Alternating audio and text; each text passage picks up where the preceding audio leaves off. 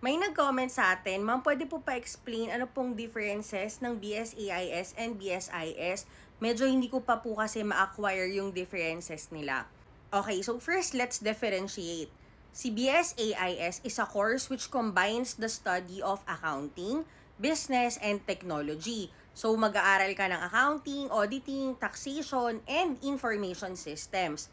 So, it's ideal for students who are interested in both accounting and technology, but also wants to understand how businesses use information systems. Si BSIS naman focuses more on using technology to solve business problems. So, systems analysis, database management, business processes, and IT solutions. Wala siyang major focus on accounting.